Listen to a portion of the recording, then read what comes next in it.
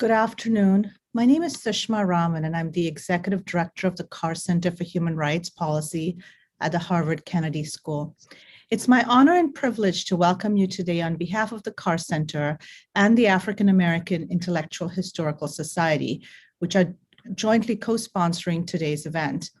We're going to hear from a distinguished panel of policymakers, activists, and scholars about the 1921 Tulsa Massacre, its historical legacy, its impact on modern policy advocacy and organizing around racial justice, as well as the movement for reparations. The Black district of Greenwood in Tulsa was considered one of the most affluent and thriving African-American communities in the United States in the early part of the 20th century. A wealthy Black landowner, O.W. Gurley, purchased 40 acres of land in Tulsa, naming it Greenwood after the town in Mississippi. Home to a range of local Black-owned businesses such as barber shops, restaurants, movie theaters, hotels, and more, as well as the local Black newspaper, the Tulsa Star, Greenwood was also home to African Americans who were employed in a range of occupations such as domestic workers, janitors, and porters. According to Michelle Pace, Executive Director of the Tulsa Historical Society and Museum, it is said within Greenwood, every dollar would change hands 19 times before it left the community. Greenwood, like so many African-American neighborhoods and townships across the United States, was situated in a particular spatial and temporal context, marked by both progress and promise, as well as violence and discrimination. Most notably, the Red Summer of 1919, with anti-Black rioting in many major cities, the resurgence of the Ku Klux Klan, and restrictions in Oklahoma on voting rights, access to education and transportation, and more. Joining us today to discuss the events of 1921 and situate them in a broader historical and contemporary context are four inspiring leaders, and I'll introduce them briefly in the order of their remarks. After we hear from them, we'll have a Q&A, and we welcome questions from the audience. We'll first hear from Representative Regina Goodwin, who's a native of Tulsa and who grew up on historic Greenwood Avenue. After graduating from Booker T. Washington High School in 1980, she received a Bachelor's of Fine Arts from the University of Kansas and completed master's coursework at Columbia College in Chicago. In 2015, she was elected to serve as state representative, Tulsa House District 73. She fights to improve public education, economic development, housing, and healthcare. She's also concerned with community policing and criminal justice reform. We'll next hear from Dr. Carlos Hill, who's an associate professor and chair of the Clara Luper Department of African and African American Studies in the College of Arts and Sciences at the University of Oklahoma. He's a community engaged scholar and historian of the history of lynching, racial violence, and legacies in the Black experience. Dr. Hill has helped create an infrastructure to help provide high-level training on teaching the Tulsa Race Massacre through the annual Tulsa Race Massacre Oklahoma Teachers Summer Institute. He's the author of several books on lynching and its impact on Black culture and memory, on the murder of Emmett Till, and most recently, the 1921 Tulsa Race Massacre, a photographic history. We'll next hear from Dryson Heath, who's a researcher and advocate focused on racial justice issues, including reparations, in the US program at Human Rights Watch. Prior to joining Human Rights Watch, she worked as a special assistant to the director and counsel of the Brennan Center's Washington, D.C. office.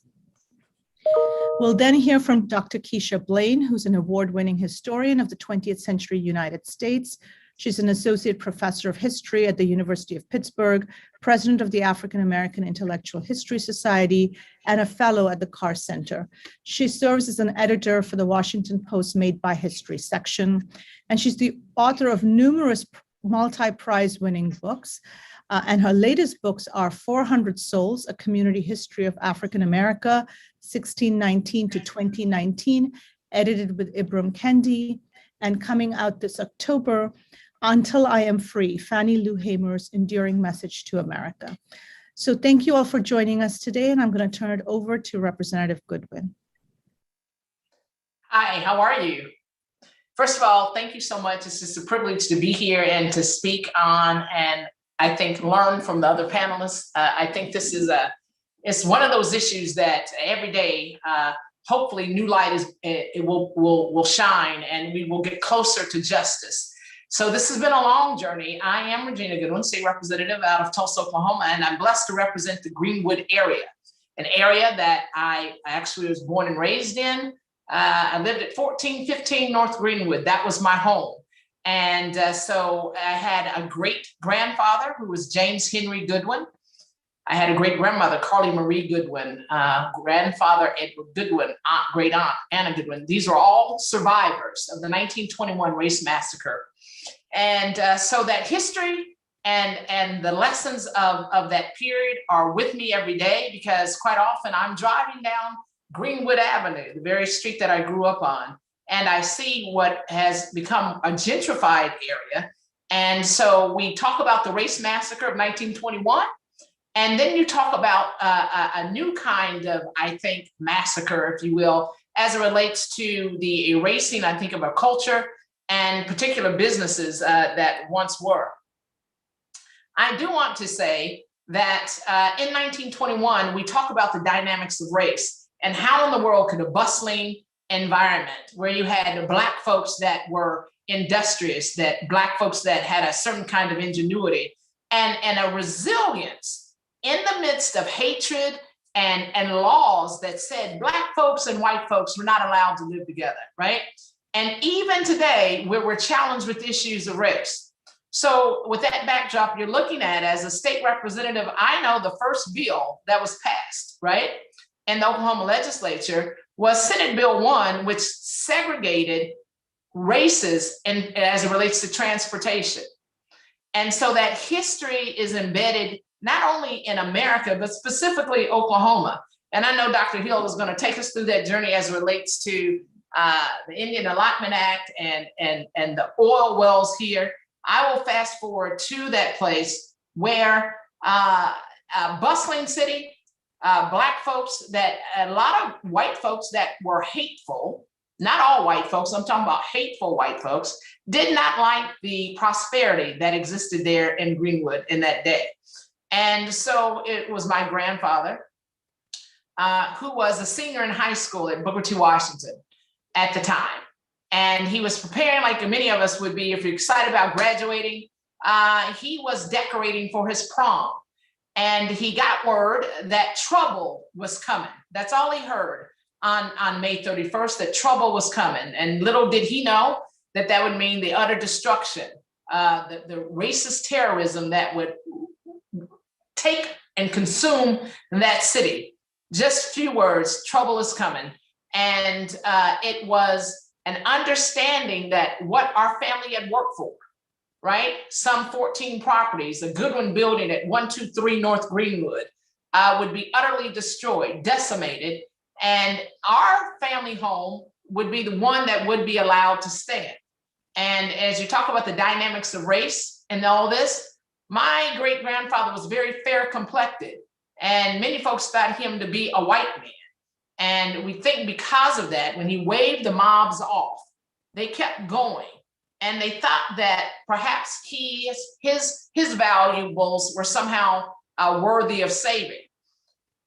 My great grandmother would go down to the courthouse after this utter destruction, after you all know some 300 Black folks were murdered, bombed, arson, absolute mayhem.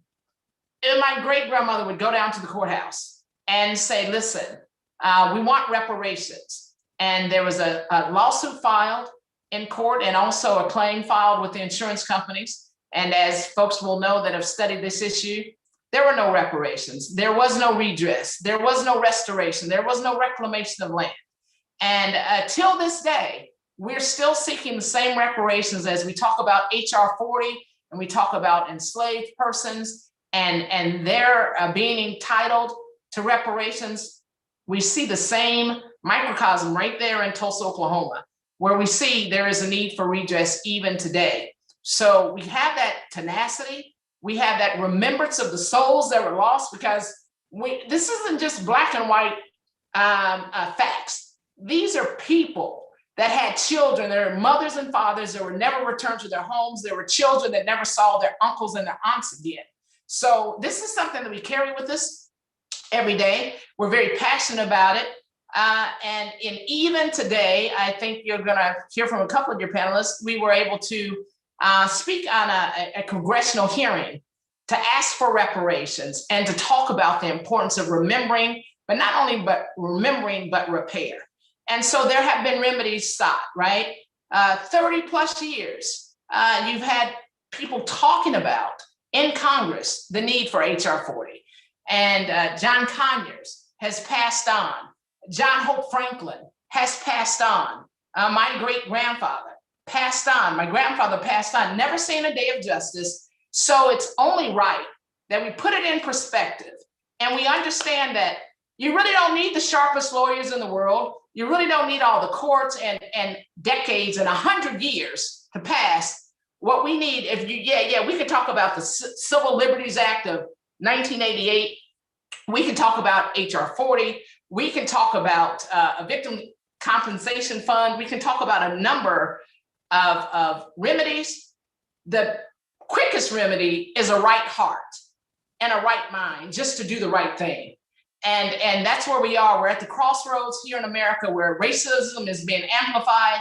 It was that same racism that triggered the total devastation of that Greenwood community where Black folks were doing well, even in the midst of segregation. And so we have to grapple today with the question of race. And when are we going to stop talking about it, right? And when are we going to stop just hearing the remedies? When are we going to actually enact and implement good policy that gets us where we need to be? So I will leave with those words that we're at the crossroads as generations before were at the crossroads. And will we pass on from this world not really seeing real justice? You know, the question is before us. Thank you. Thank you, State Representative Goodwin, for sharing, your very incisive as well as powerful words. I really appreciate it because you vocalize the very things that I want to talk about. And so I'm just gonna, in many ways, echo and reinforce what you've said already. And I'll start with this. The 1921 Tulsa Race Massacre is, in my mind, as a historian of lynching and racial violence, the deadliest single episode of anti-Black violence in American history. And there's, in my mind, no question about that. But I think we could even think beyond that. I think it's probably most likely the deadliest attack on a civilian community in American history. When you think about what all that occurred, a 35-block area, as State Representative Goodwin mentioned, was destroyed in less than 24 hours. 11,000 Black residents resided in Greenwood in 1921, and everyone in that community was rendered homeless because of the violence. And so this was a humongous humanitarian crisis following it. The American Red Cross, according to the American Red Cross, as many as 300 Black people died as a result of thousands of armed whites invading the Greenwood district during the early morning hours of June 1st. And there were hundreds of Black people who were injured, who were maimed, and another, several thousand who were, traumatized by what they saw.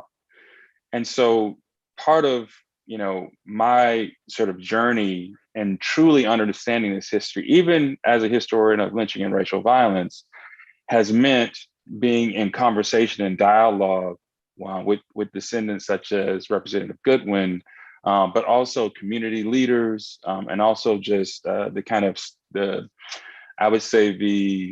chief Black cultural organizations in Tulsa, such as the Greenwood Cultural Center, the John Hope Franklin Center.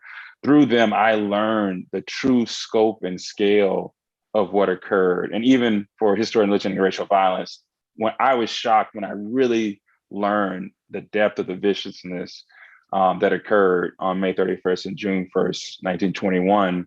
And so as a historian, what I've tried to do is to think about, given survivor accounts, how to try to tell this story in the most authentic way possible. How do I make people understand the scope and the scale of the horror that befell Greenwood? How do I help them to understand what does a 35 block area look like that's destroyed in less than 24 hours? How do we bring this home to people that this is the deadliest single episode of anti-Black violence in American history?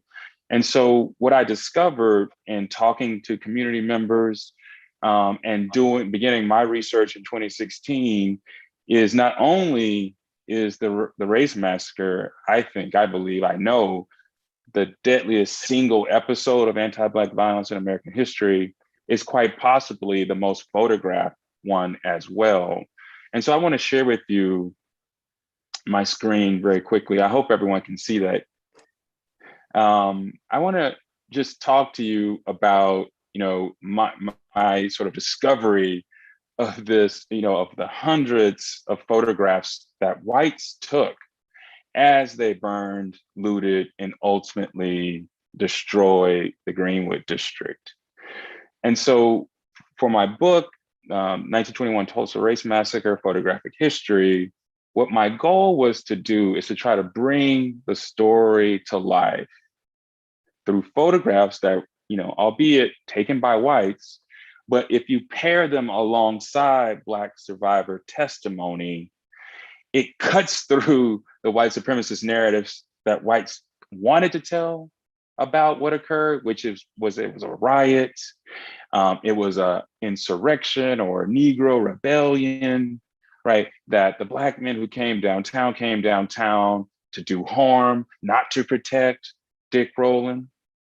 And so when you pair those photographs that were created to tell a story of the successful suppression of a quote unquote Negro insurrection or rebellion, when you pair those survivor accounts alongside of it, the truth really does shine through.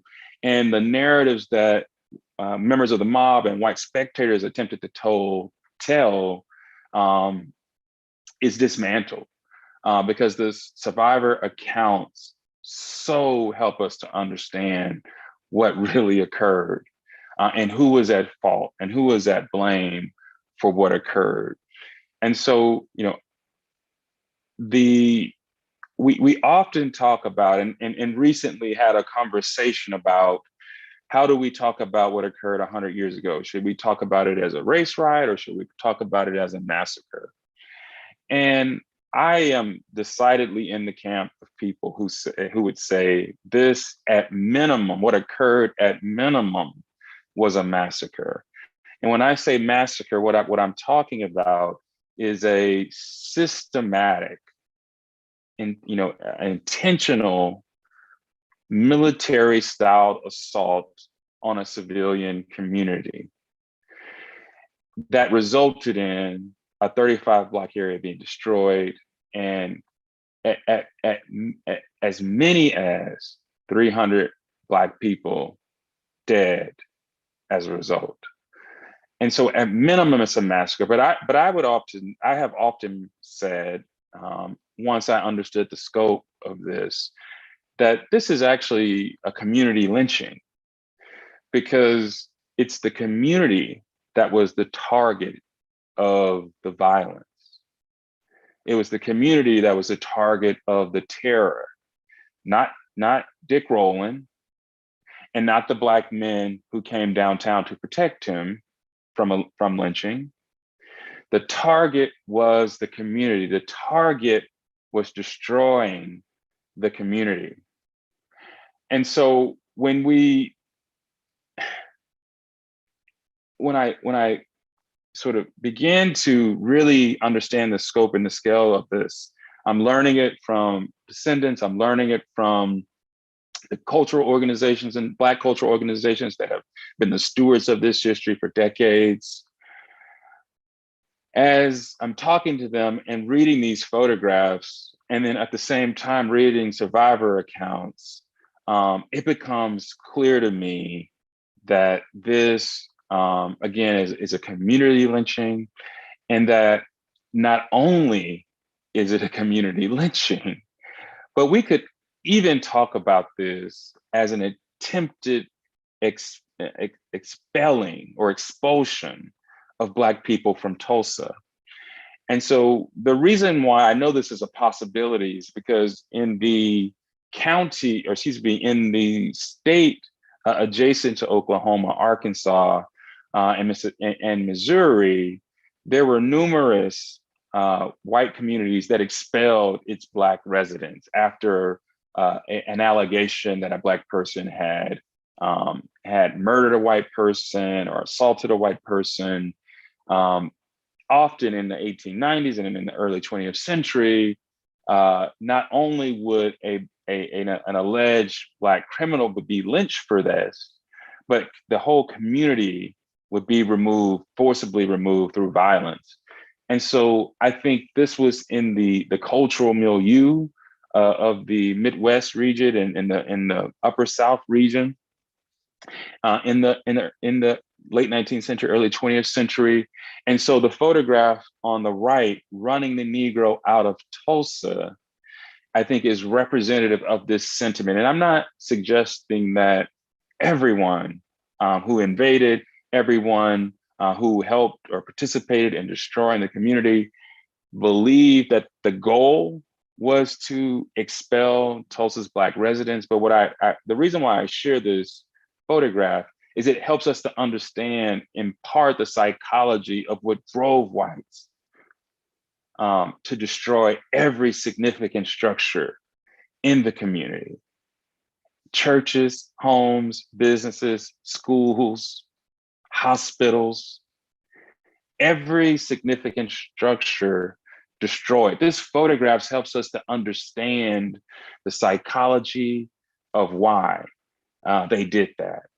And so for me, I have been transformed by this history. I've been transformed by descendants like Representative Goodwin, who have for 100 years told this story, and the world hasn't really listened. But on the 100th anniversary, there is an unprecedented amount of interest and a desire to be aware about what occurred.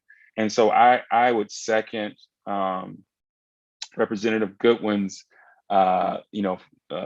final thoughts about we need to provide reparations. We need to enact legislation that deals with not only the reparations demands that are just and are necessary if true and authentic atonement is to occur, but it also has to be about the community today, right? And if the race massacre is not just the deadliest attack on a Black community, but an American community, if it is truly a massacre, as I think the historical evidence shows, reparations are owed. But not only that, a reparations program is owed to the community, because the massacre was not just the deadliest attack on a Black community. It was also, and I truly believe it represents a liquidation of intergenerational Black wealth.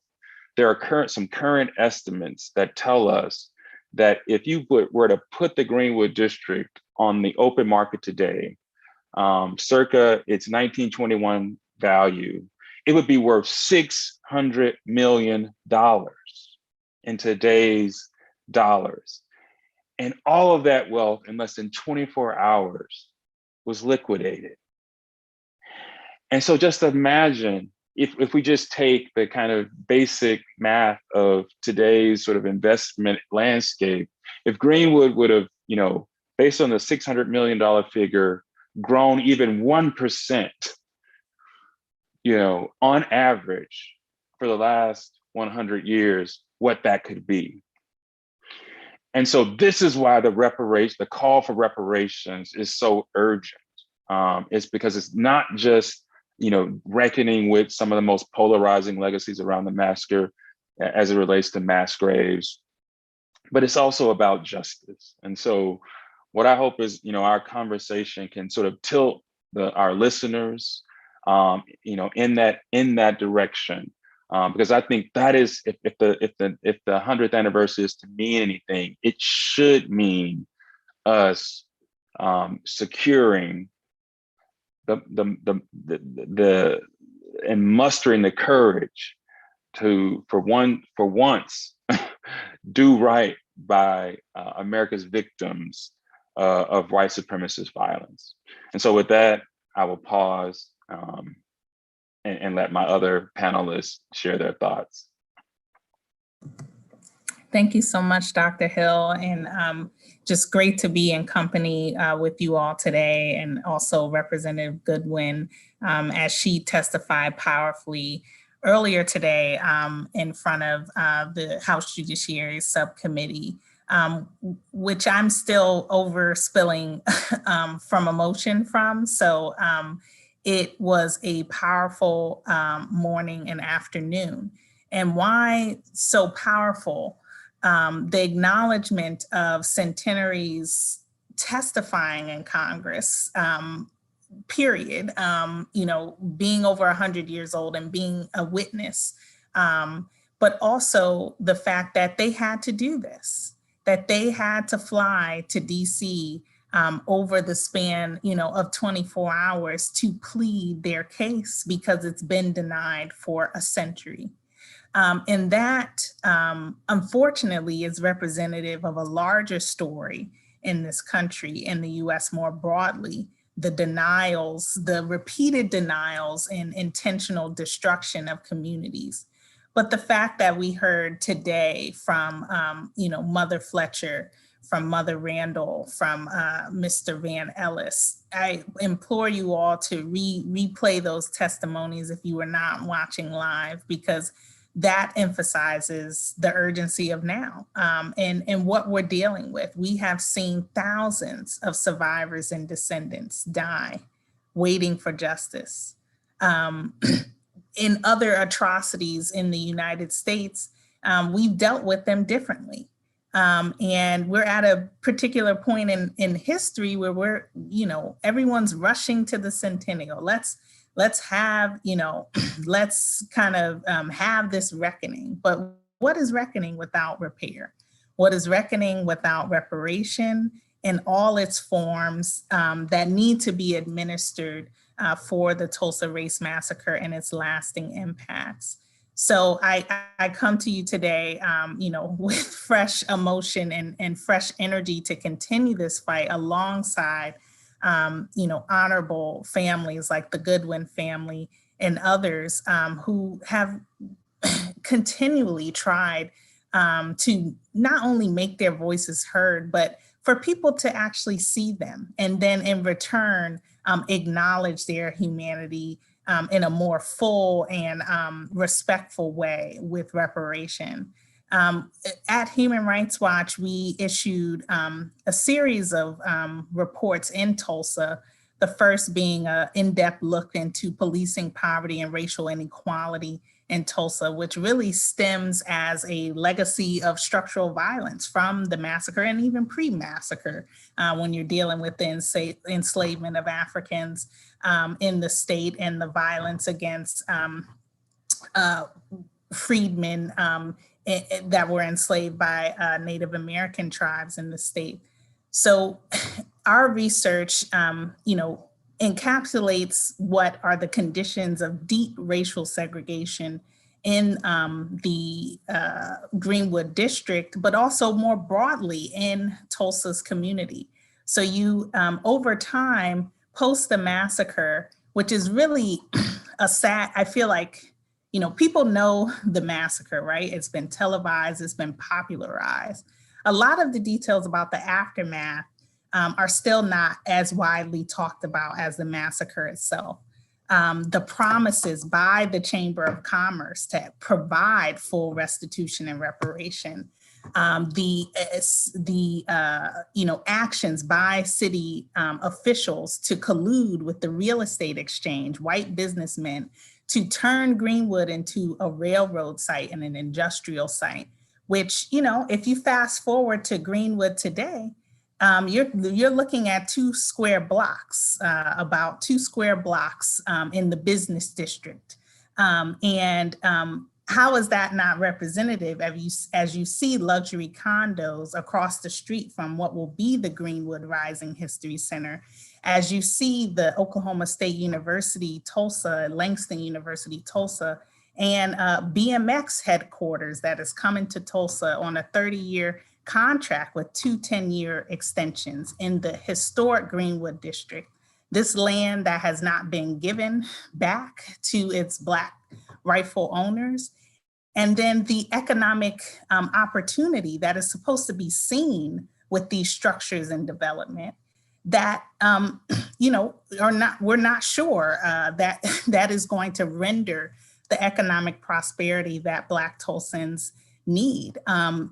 In addition to the BMX headquarters is also the One Oak minor league baseball stadium sitting on the back of Black Wall Street. So these are all of these economic development efforts that are posing as, you know, efforts for Black Tulsans, but, you know, many of them developed without consultation with the community, which is key to, you know, the outcomes actually being beneficial to Black Tulsans.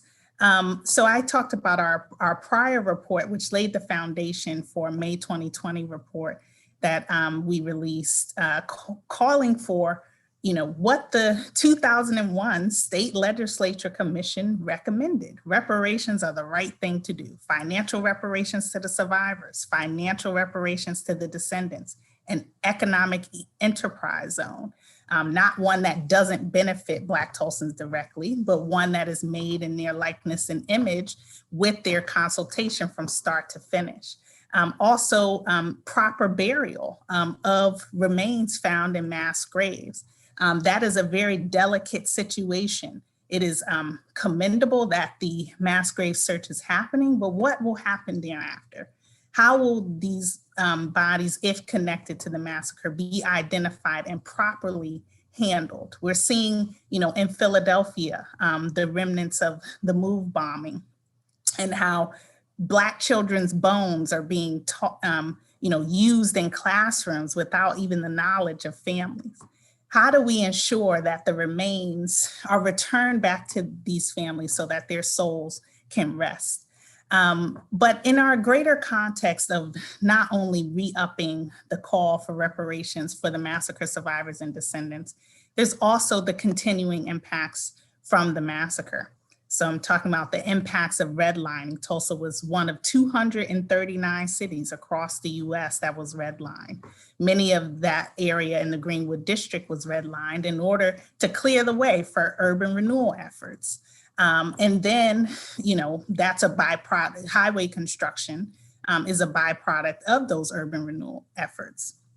And so these are federally financed projects that the local government is carrying out in their benefit to displace Black families, Black businesses, push people further into you know, areas of deprivation in North Tulsa where high populations of Black Tulsans live. You know, Tulsa just celebrating in the news their opening of their first grocery store in the last decade. You know, why is it that 100 years after this atrocity that Black Tulsans are still reeling from that? The psychological impacts have not been addressed. The material conditions that people are living in, the under-resourced schools in North Tulsa that primarily serve Black and Brown students, the lack of access to healthcare. Tulsa produces Tulsa Equality Indicator reports. So their own city data tells them that they're failing, and they're failing at a mass systemic level that is disproportionately falling on the backs of Black people. Police violence, again, occurs within this area of poverty and of a lack of resources. the fact that Black Tulsans are policed in a more abusive way than their white counterparts. That's connected to life expectancy. That's connected to health outcomes. That's connected to education access. That's connected to food access. So we're continually seeing the impacts of the massacre and the subsequent racist policies. Redlining is just one. Urban renewal is another, highway construction is another, amidst race-based zoning and other exclusionary zoning measures, which have, again, pushed Black Tulsans out of the Greenwood district and into areas that are relegated to poverty at higher rates, that have higher infant mortality rates and such. So we're at a critical moment, a defining moment, one that we cannot pass up this opportunity to do right. And doing right is comprehensive reparations. There is no other way to put it. Symbolic measures are not enough for the destruction that has been occurring for over a century. But if you want to start from the massacre, you can start from a century ago. And so that all needs to be accounted for. Within international human rights law, there are various forms of repair that need to be administered. But reparations is a victim-centered approach. It doesn't mean that the government authorities come to you and tell you what reparations are. It means that people that have been impacted, survivors, victims, the broader Black community, need to be a part of the design, implementation phases of what reparative justice looks like in Tulsa. And that includes financial compensation, but it's also far beyond. There needs to be institutional and legal reforms that end the abuse in Tulsa. There needs to be targeted programming that is separate from public policy and what the government should be doing anyway, but targeted investments that not just level out the playing field, but restore the, Tulsa's Black district to the prosperous community that it was. Return of property, return of artifacts. We have evidence that people looted Black families' homes and stole items from their homes. We have evidence of the state and city culpability documented by their own state legislature commission. So as we, circle back to the three survivors, as we circle back, three known survivors, as we circle back to hundreds of descendants, we have to remember that we've done this before. We've been here before. We've administered repair. And it just so happens that, we have a struggle with the conversation when it's reparations for Black people. And when people, quite frankly, are, totally overwhelmed by what they need to pay back and what is owed.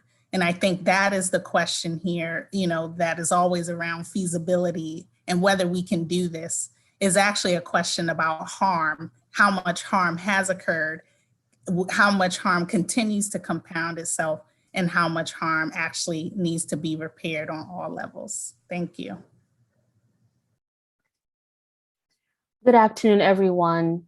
It's really an honor to have this opportunity to be in dialogue with everyone on this panel as we grapple with the Tulsa Race Massacre at this pivotal moment as we really mourn. And I think, as my fellow panelists have pointed out, at this particular moment for 100 year, for the 100th year anniversary, this is a moment that we certainly mourn and have to grapple with repair. And so I wholeheartedly agree with everything that has already been said. And I just want to add one aspect I think that's useful to this conversation, particularly through my lens as a historian and as someone who has thought a lot, about the politics of public memory, trying to understand why, despite all that has been done to this, to this moment, why so many people still don't know about the massacre. And I say that as someone who, even in sharing publicly the links, for this event, and even just talking about Tulsa, having people, in fact, someone who probably is listening now, reached out to me via Instagram and said, I'm from Tulsa and I did not know about this history. And it's really unfortunate to hear that, even today. But of course, part of why that is the case is because, we've been talking about the violence and the destruction, which we absolutely have to talk about. But there's another angle to this, and it's the concerted effort of local and state officials and various players in making sure that the history of the Tulsa Race Massacre would be hidden. And so for decades, scholars and journalists have been working against so many obstacles just to unearth the truth of the massacre. Most recently, Scott Ellsworth just published an important book called The Groundbreaking. And part of what he does is talk about all of the secrecy, all of the concerted efforts to hide the truth.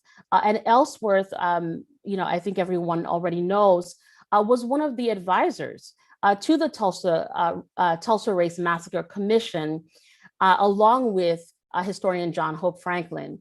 And that important commission, which called for reparations in 2001, as we've already mentioned. But I just want to highlight a couple of brief examples that Ellsworth emphasizes in his recent book that I think just hits home the point about public memory, about what we remember and why. Researchers who have tried to tell the story of the Tulsa Race Massacre have encountered several things. One, missing documents. And this is true when it comes to records from law enforcement. This is true even in local archives. Media and official accounts have gone to great lengths to conceal information. Just as an example, the Tulsa Tribune and the Tulsa World newspapers absolutely refused for many years to even mention that the Tulsa Race Massacre even happened. On the anniversary in 1936, for example, the Tribune decided to highlight a luncheon and a senior prom with no mention about what happened in 1921. And this is on the anniversary of the Tulsa Race Massacre. Oklahoma history textbooks erased the Tulsa Race Massacre primarily in the 1920s, in the 1930s. You would be hard pressed to find references to what took place in 1921. And even then, since the 1930s, people have been even informing new residents who come into the city not to talk about Tulsa. Ellsworth documents one case where someone who had moved to Tulsa in the 1940s, teaching at the University of Tulsa, got into trouble because she made the decision to invite survivors to come to her classroom to talk about their experiences. She was reprimanded by university officials. And so these are just a few examples of how not only law enforcement, but also how journalists, how university officials, how so many individuals have played a hand in concealing the history, in hiding what has taken place in 1921. And so I just want to emphasize that as we talk broadly about reparations, because we certainly do have to talk about 1921. We can talk about the violence, we can talk about the devastation, but what I also want us to think about is the psychological and the emotional impact. As several of the panelists today have already alluded to, that even today, the challenges in the Greenwood district remain.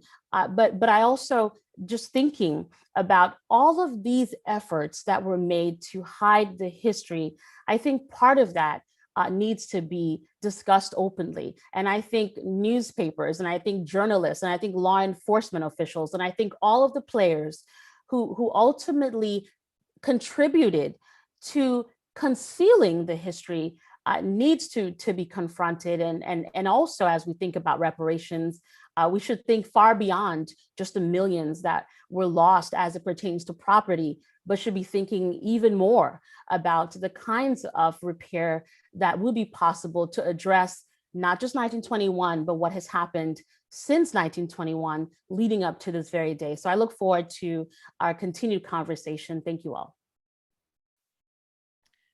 Thank you all for your very inspiring and illuminating remarks. I'm going to get us started with a couple of questions, and I'd also love to hear questions from the audience.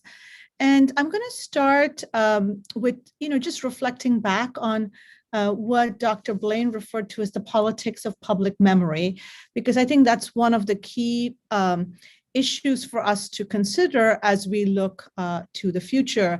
So there is currently a sentiment among many elected officials around the notion that teaching critical race theory or about African-American history, such as the 1619 Project, is harmful to students and should be banned.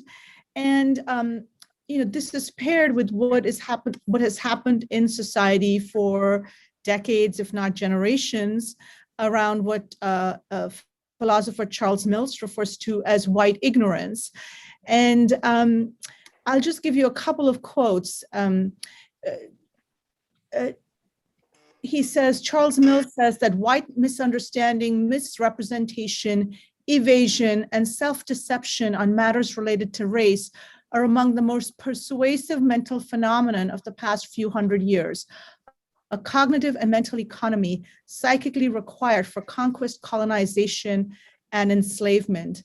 And author James Baldwin says that this is the crime of which I accuse my country and my countrymen, and for which neither I nor time nor history will ever forgive them, that they have destroyed and are destroying hundreds of thousands of lives and do not know it and do not want to know it.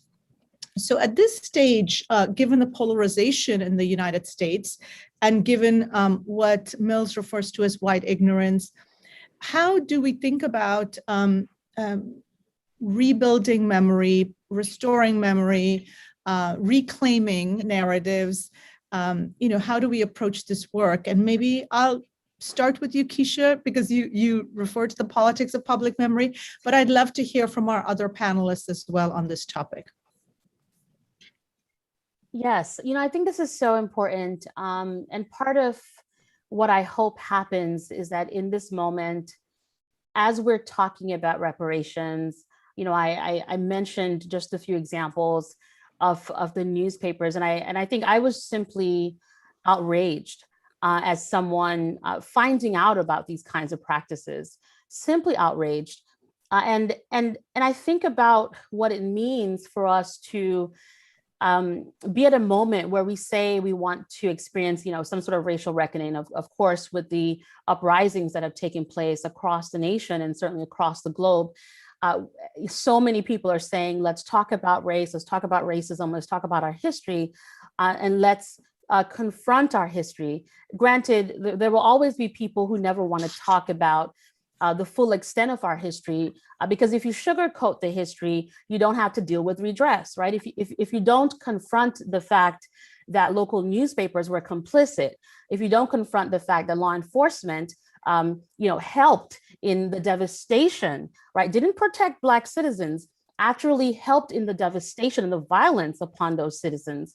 If you're not honest about the role that university officials play, if you're not honest about the role that writers and historians might have played in making sure that those narratives were not included in textbooks, then you're able to sidestep, ultimately sidestep redress, and you're able to, at best, maybe talk about some kind of, a lovely symbolic gesture, which is what we've seen over and over again. And so that is, people saying, let's put up a marker, or let's come together and have an event. I'm not discounting the significance of those kinds of developments. But what I am saying is that's easy to do. What's not easy to do, right, is for a newspaper to come out and say, we did conceal. Yes, we did hide. Yes, we did intentionally not talk about it. And so how about we figure out a practical step forward that might have something to do with, for example, who we hire to write, right? Who we hire as journalists, who we hire to contribute to the newspaper in this very day. And so that's a concrete step. It will cost you something, but it will at least go beyond just, I'm sorry. Because as we know, the apology is meaningful, but it's far more impactful when you say, I'm sorry. So now let me take a step and show you how I'm sorry by redressing in whatever way possible. So I hope that at this moment, as we're thinking through reparations and we're thinking through Tulsa, that we begin to point the fingers and say, you know, you were complicit. You may not have actually beat up a person on the side of the street, but you were complicit in the 30s and the 40s and the 50s and the 60s and the 70s and the 80s and the 90s, right? And so since you were complicit, what steps can you take today to help us repair and not just certainly the people of Tulsa, but I think it has broad implications for all of us as American citizens.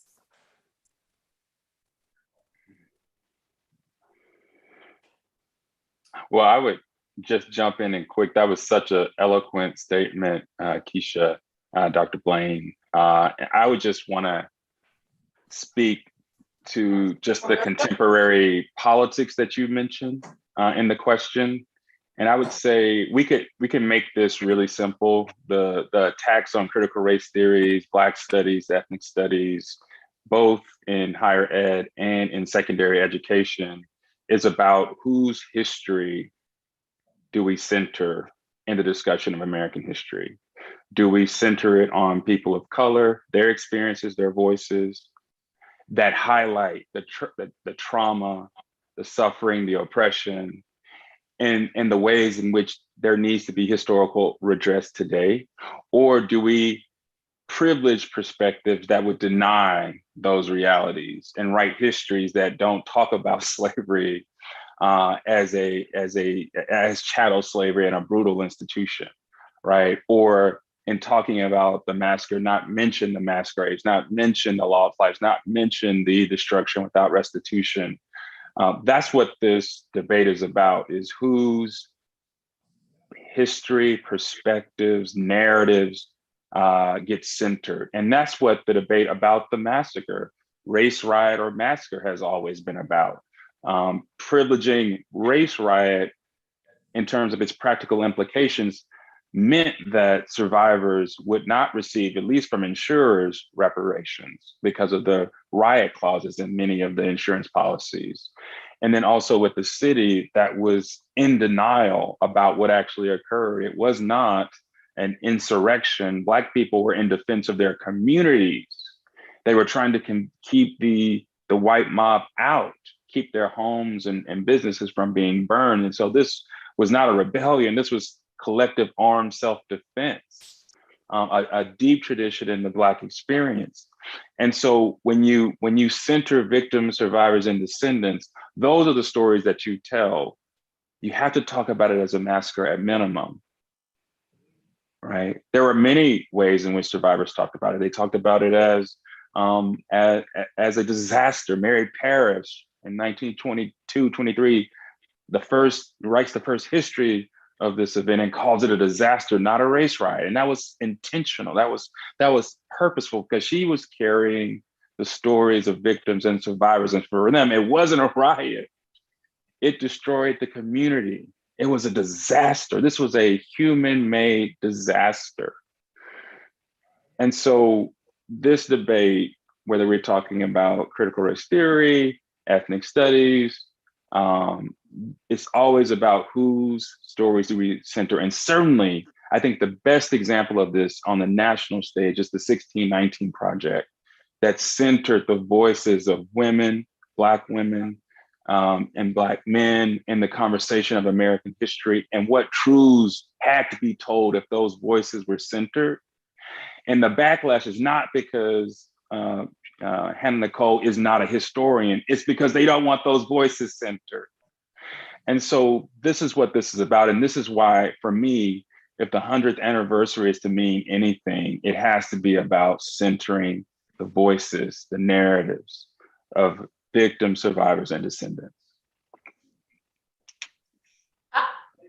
If I could if I could just comment, on that, especially as it relates to the Oklahoma State Legislature and House Bill 1775 specifically talks about professors, teachers not making an individual feel uncomfortable or somehow guilty, which that is not being taught anywhere, right?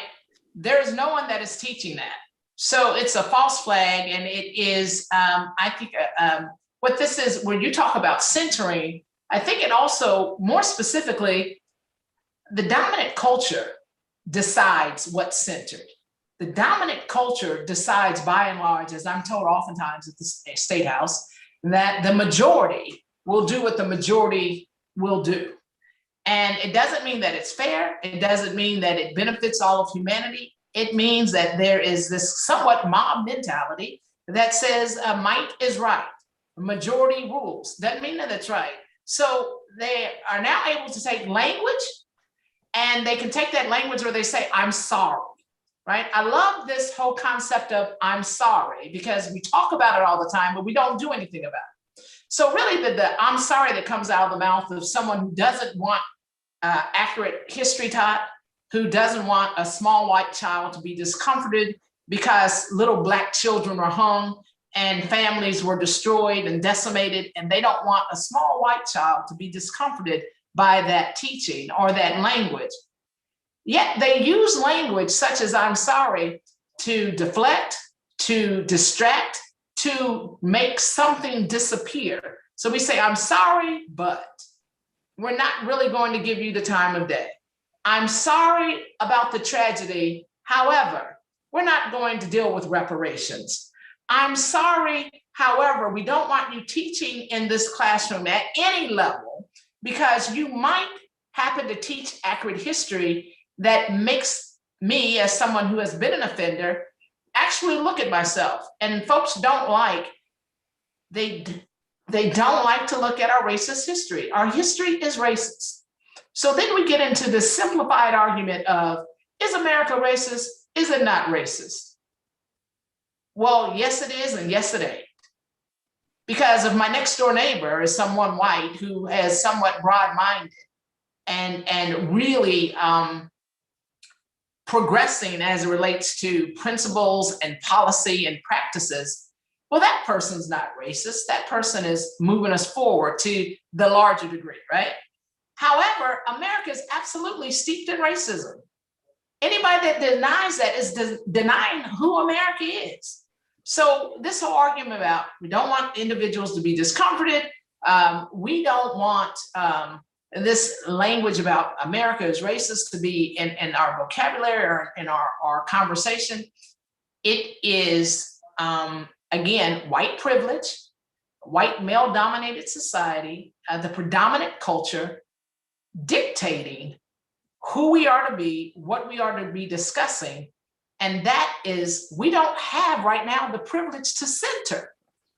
We have right now the opportunity to introduce what we really don't have the opportunity to center on the large scale, right?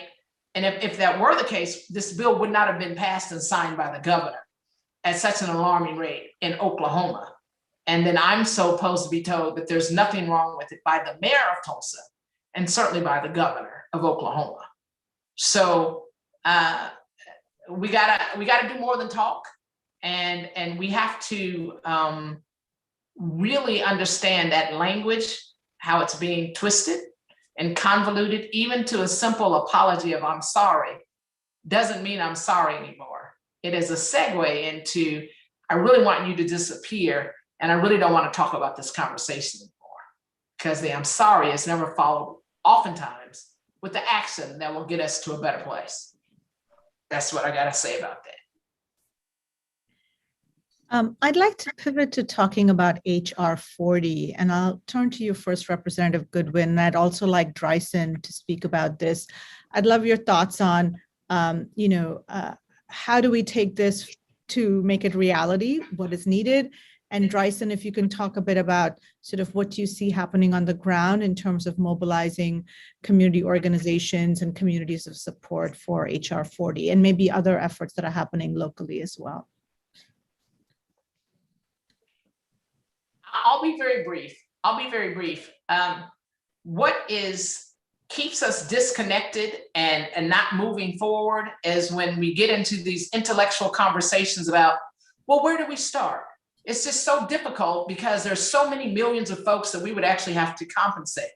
And they speak to the reparations that were made as it relates to the Japanese. They were like, well, that was a small group and we could handle it. It was only $20,000 a person, and that was manageable. Well, guess what? Racism is not manageable when we don't choose to address it. The lack of repair and redress is not manageable when we say we don't know where to start. Start anywhere. And I guarantee you got millions of folks that are willing to start in a certain phase. And that this particular group, whether it has to do with housing, and we're going to talk about how do we get increased housing or home ownership. There are millions of people that are willing to wait their turn, right? As long as they see us moving in the right direction. So this idea that somehow we have to be paralyzed and do nothing because the issue is so large and we don't know where to start. Again, if we could it's a tired argument. It's been said for decades. And the beautiful thing is there are communities now that are beginning, right? They're beginning to talk about reparations and actually distribute reparations, whether it's land, whether it's apprenticeships, whether it's public-private partnerships as it relates to businesses, whether it's tax credits, right? There are different ways to incentivize different folks. And it's the same thing that we do, whether it's the Native American community, whether it's the veteran community. We have ways to deal with specific groups that have and are entitled, and I like to use the word entitled, absolutely deserving, worthy of redress and compensation. It doesn't always have to be money, but that's a darn good start. And we've got, anybody that talks about slavery and they didn't own slaves, they don't want to talk about the blame, but they darn sure want to be the benefactors, right? So blame, benefit, they're all tied together. You cannot separate them. So that's all I got to say for now. Yeah, thank you. Co-sign all of those words. And in addition, as someone working to pass HR 40, the Commission to Study and Develop Reparations Proposals for African Americans Act, in the House, it received its first ever vote out of subcommittee in its 32-year history, right? 32 years for a subcommittee vote on a study and remedy bill, not implementation, not cash payouts, a study and remedy bill. So, it's progress that we've gotten here, but there's still a stalling factor. There's a stalling factor of, political elements. Oh, the midterms are coming up. We can't talk about reparations. Or, we can only do one thing at a time. Oh, we have to pass police reform and voting rights legislation. We need to put reparations on the back burner. But the HR 40 is all the more reason to be talking about police reform and voter, access to voter registration more broadly. All the bills that were named, Oklahoma's bill to suppress uncomfortable conversations for white students in the classroom are popping up all across the country.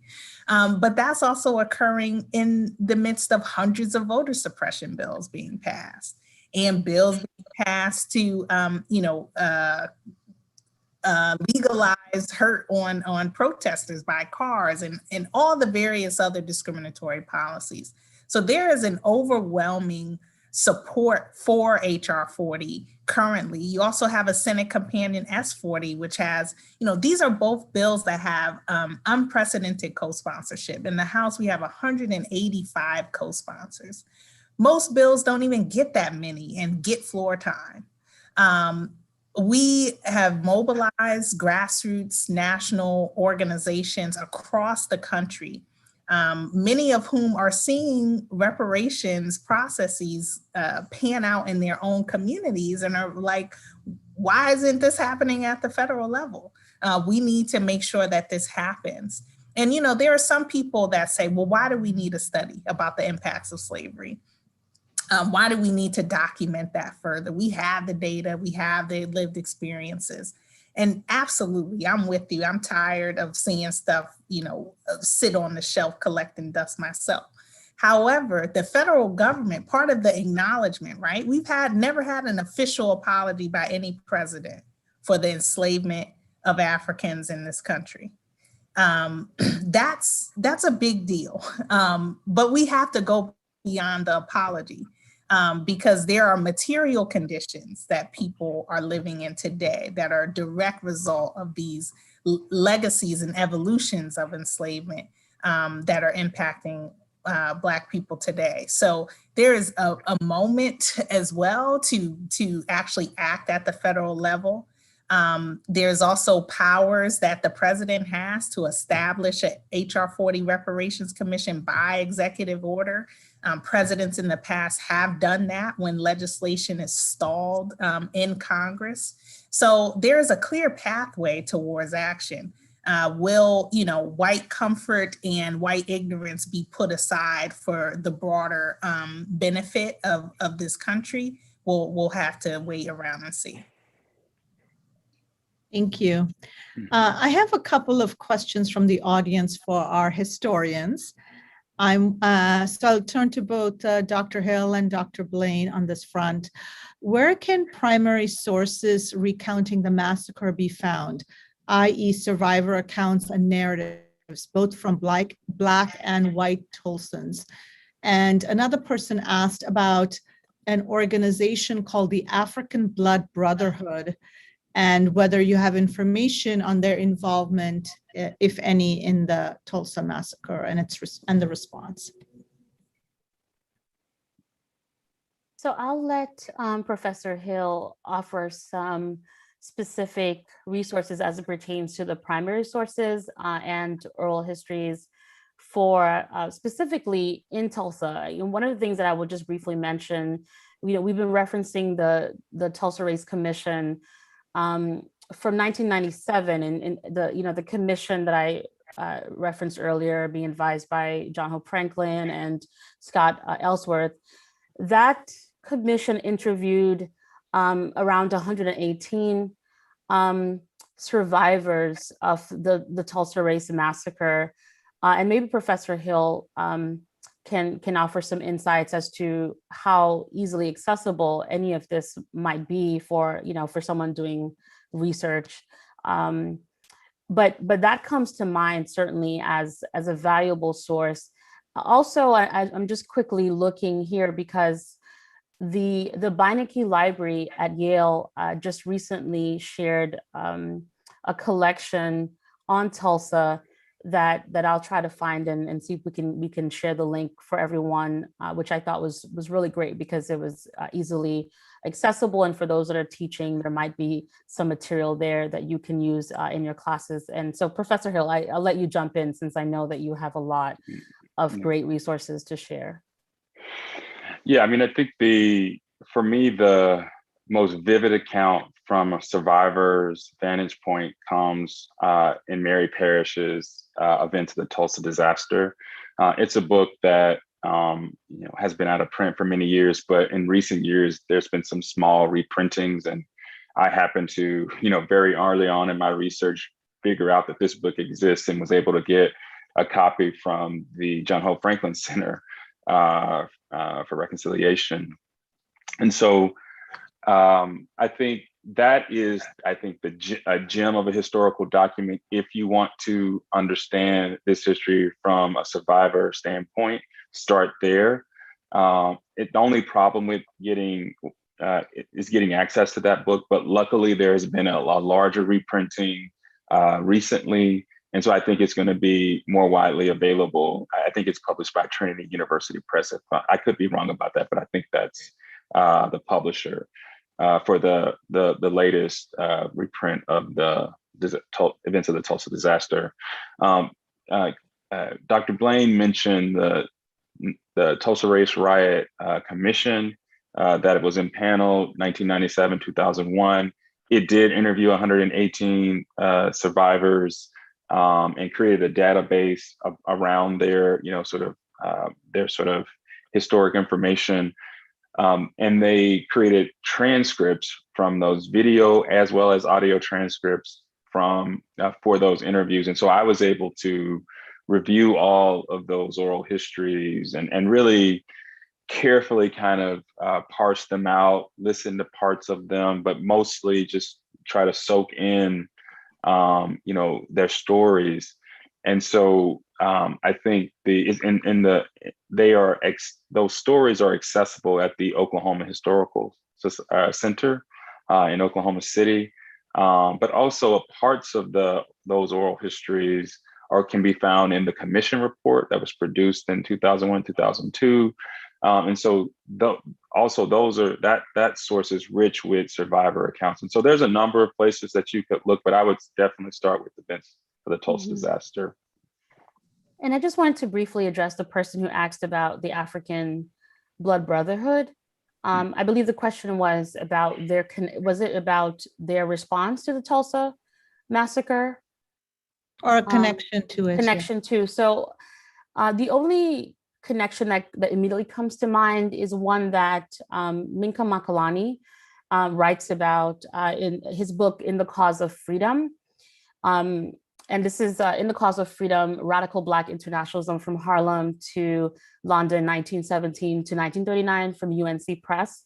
It's a really great book on Black internationalism broadly, but in that book, he does mention how the African Blood Brotherhood, in emphasizing self-defense as one of their core tenets, that they would often reference the Tulsa Race Massacre to really bolster the case that Black people certainly needed to and could effectively protect themselves and their communities. That's just a quick connection that comes to mind. I'm sure there's a lot more there, so I would just encourage that person to reach out to historian Minka Makalani, who's at UT Austin. Thank you all for joining us today, and thank you to our very distinguished speakers. I'm going to ask our speakers to stay on for a couple more minutes, but we're going to say goodbye to our audience for now. Thank you for joining us. This has been really a fascinating and really enriching conversation.